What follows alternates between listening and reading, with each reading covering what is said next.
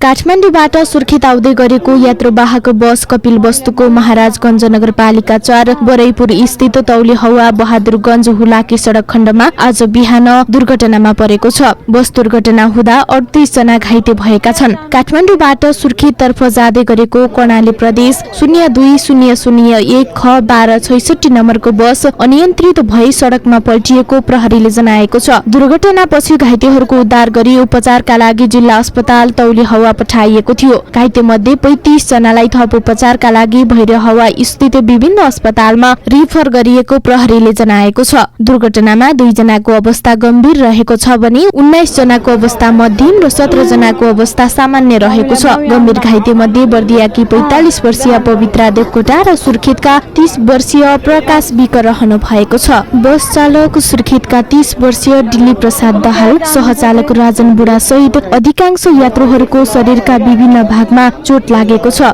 दुर्घटनामा सुर्खेत, दैलेख, कालीकोट, जुम्ला, बाँके, झापा, काठमाडौँ, ललितपुर, ओखलढुङ्गा लगायत जिल्लाका यात्रु घाइते भएका छन्।